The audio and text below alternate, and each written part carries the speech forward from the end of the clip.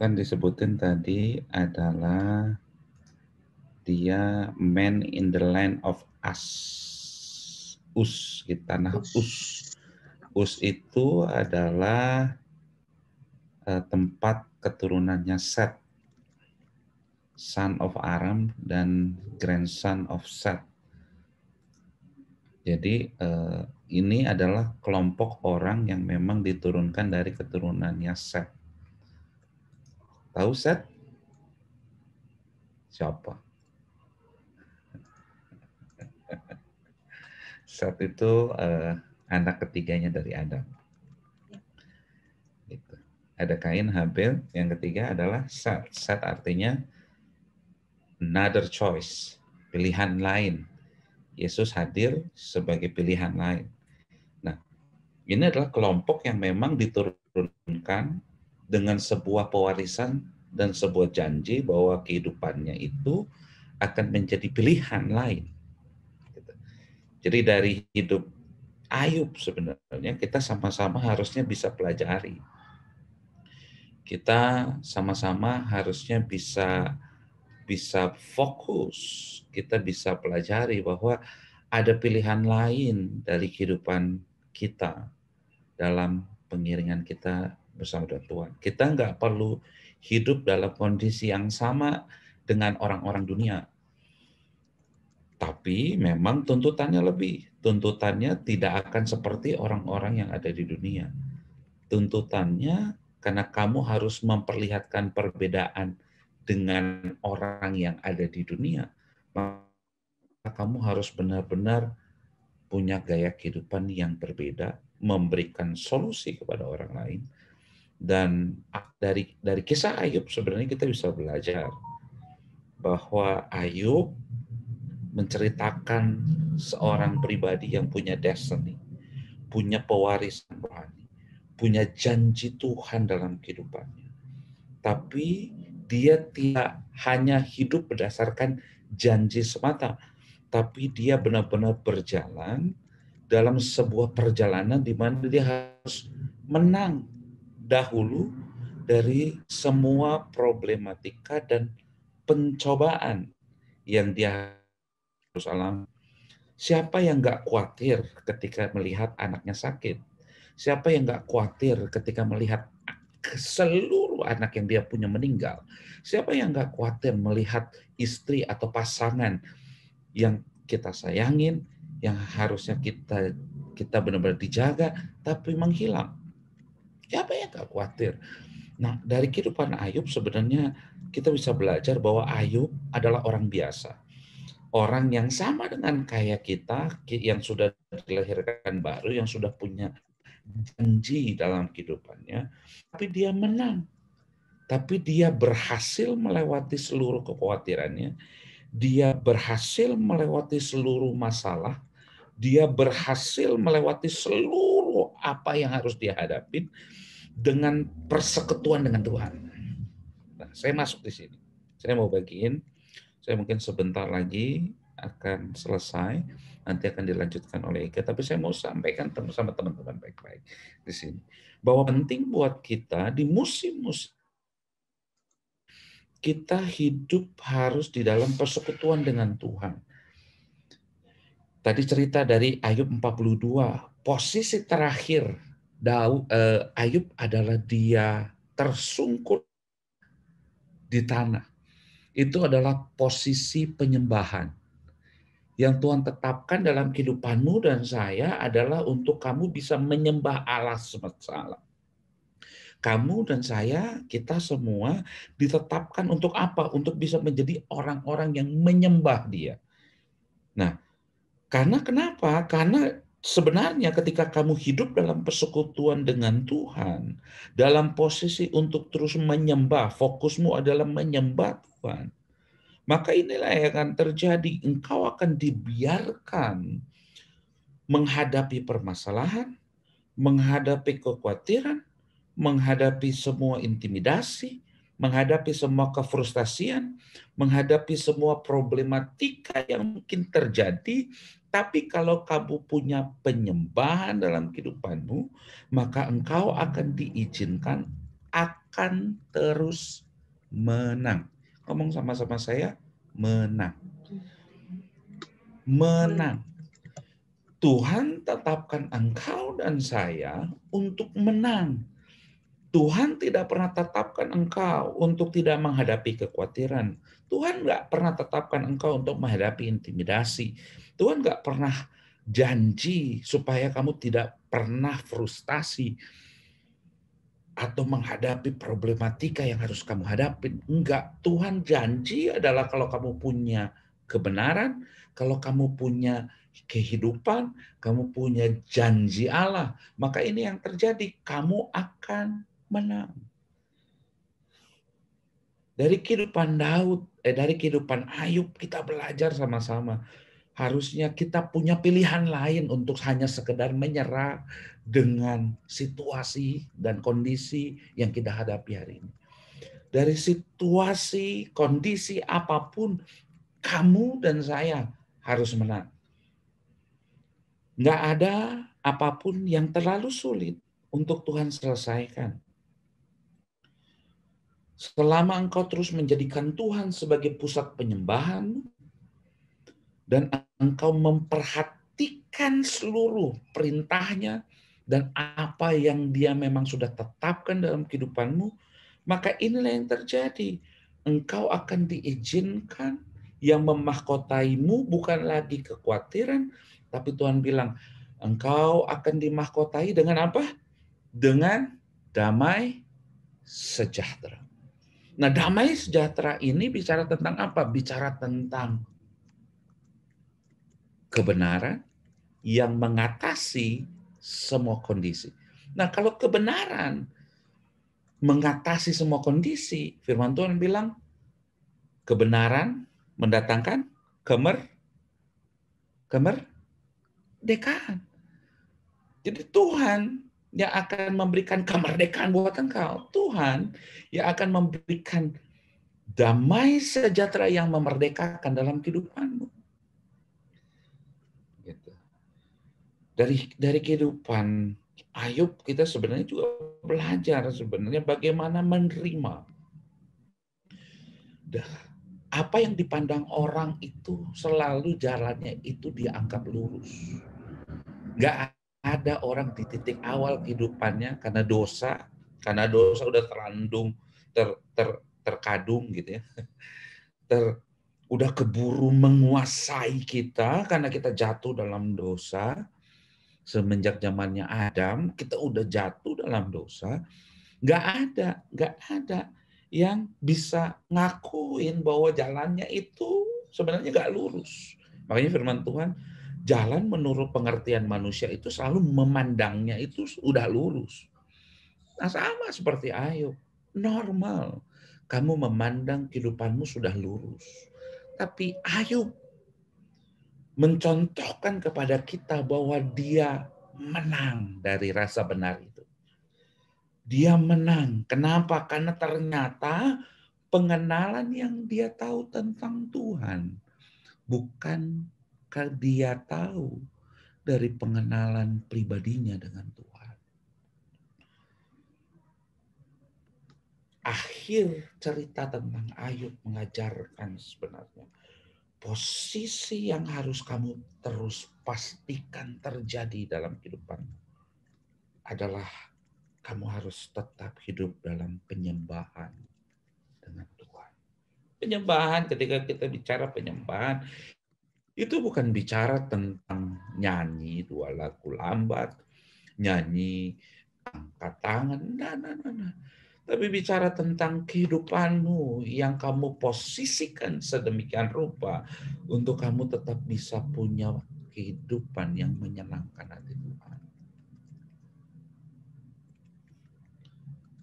Nah, masalahnya iblis tahu.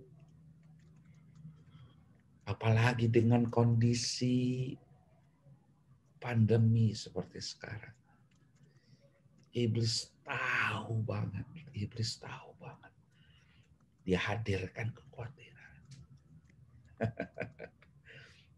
Tapi saya mau kasih tahu.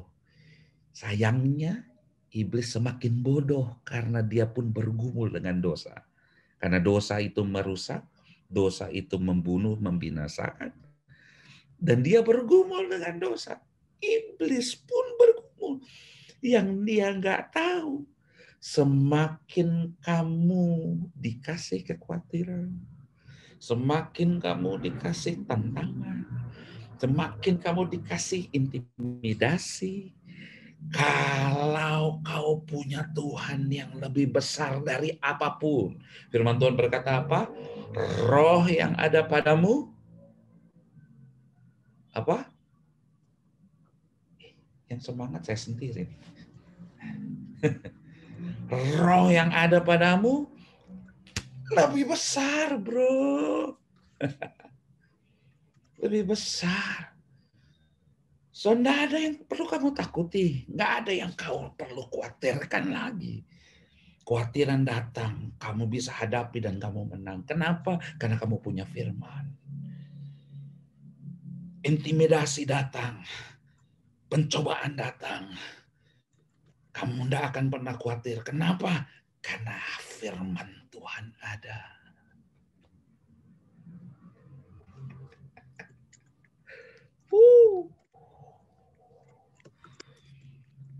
Jika Tuhan ada di pihak engkau, siapa dapat melawan?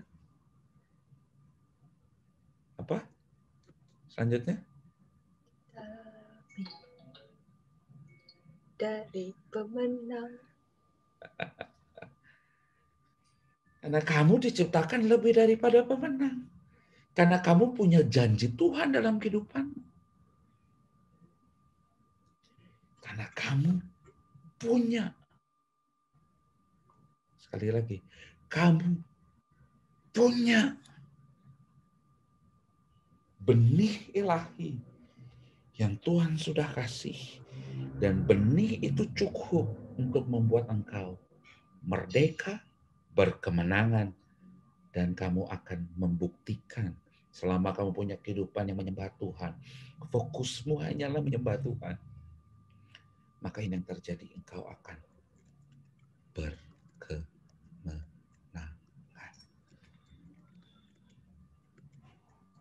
Ulangi bersama saya, berkemenangan. Ayo, ulangi bersama saya, berkemenangan. Ngomong sekali lagi, berkemenangan.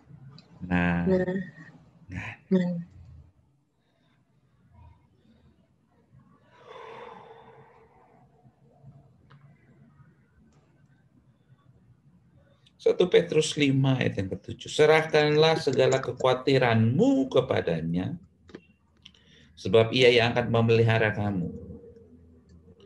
Bahasa Inggrisnya serahkan itu casting.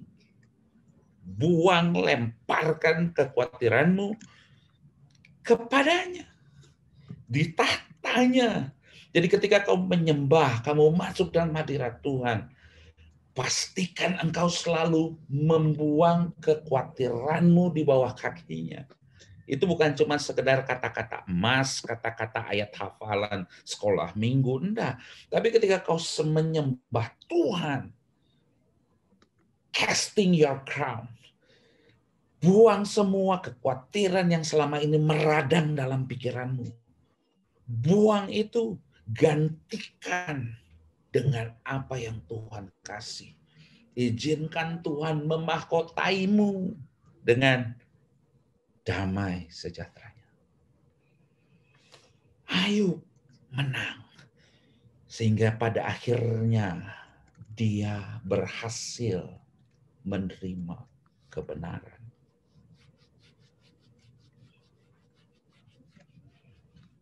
Dia tidak lagi memandang dirinya lurus. Tapi dia mulai memastikan sudut pandang yang dia punya. Itu bertuju kepada Tuhan. Kekhawatiran dalam bahasa aslinya bicara tentang care of this world. Memiliki sudut pandang bahwa sebenarnya kekhawatiran itu adalah kepedulian berlebih kepada dunia. akar dari kekhawatiran adalah cinta akan dunia.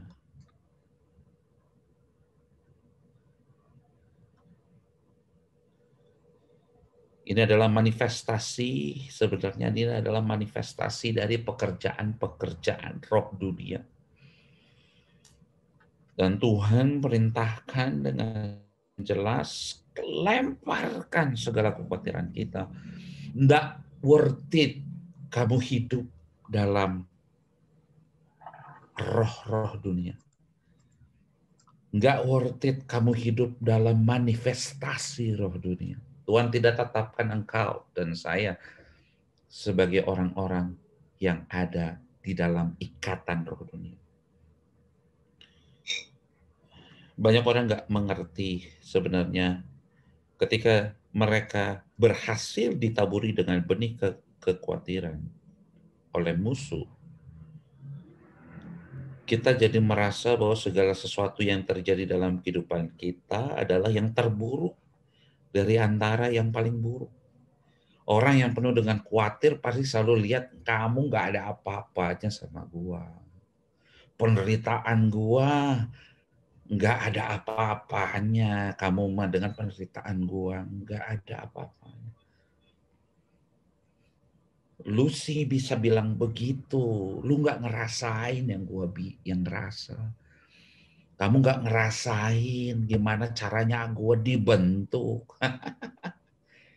Padahal itu adalah manifestasi roh dunia yang mengikat, membuat engkau tidak mau menerima kebenaran. Kekhawatiran membawa engkau terus-menerus mendeklarasikan serangan dan tipu daya muslihat iblis. Padahal firman Tuhan tahu bahwa hidup mati seseorang dikuasai oleh apa? Lidah. Lidah. Mulut. Bahasa Jawanya apa? Cangkemmu. Hidup matimu dikuasai bagaimana caranya kamu menguasai perkataan dan lidah. Seorang yang benar adalah orang yang apa? Yakobus bilang berhasil mengendalikan lidahnya. Kenapa? Karena orang yang khawatir cenderung untuk terus mendeklarasikan kekhawatirannya. Sehingga apa yang terjadi? Hidup matinya dihasilkan dari perkataannya. Ini cara iblis. Ini cara iblis supaya menekan engkau. Kamu nggak ada apa-apanya. Kamu cuman lebah, grasshopper. Nggak ada apa-apanya. Kamu penuh dengan dosa. Kamu diikat. Itu caranya iblis. Itu intimidasinya iblis. Pakai firman Allah. Lawan semua intimidasi itu. Dan berkemenanganlah. Teruslah memandang bahwa apapun yang Tuhan izinkan terjadi dalam kehidupanmu, itu punya sebuah tujuan kebaikan. Ada maksud Allah di dalamnya. Kalau kita lihat dari kasus Ayub, kita akan belajar sekali. Kalau kita masih lihat bahwa nggak ada maksud Tuhan di situ, itu maksudnya iblis aja. Enggak. Tuhan juga punya kepentingan. Dan Tuhan fokus sama kepentingannya. Yaitu apa? Memperkenalkan dirinya. Sehingga Ayub tidak lagi kenal Tuhan.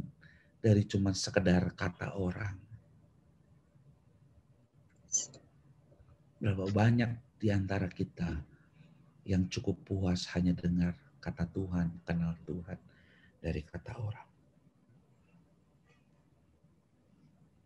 Kenapa Tuhan ingin memperkenalkan dirinya?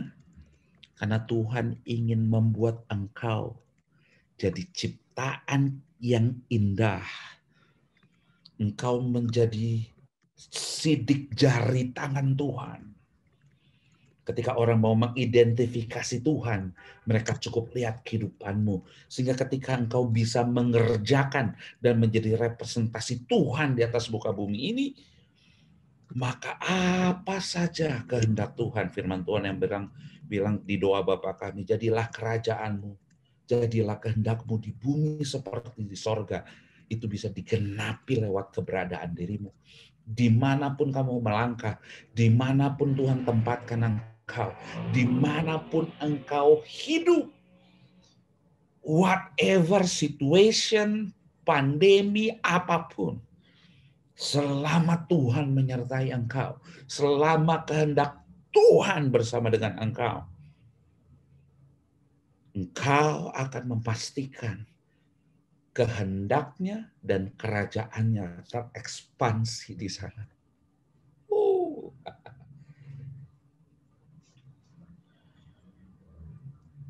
Belajar sesuatu hari ini? Saya berharap Yes, Kak. teman-teman belajar sesuatu. Dengan hidup dalam ketergantungan kepadanya adalah tidak wajar untuk kamu terus kalah dengan kekhawatiran. Adalah tidak wajar untuk kamu terus tertekan. Dan hidup terus dengan penuh konflik batin. Mari jalani kehidupan yang berkemenangan. Jadikan hari ini, setiap hari jadi harinya Tuhan. Dan kau bersuka dalam penyembahan bersama dengan Dia. Amin.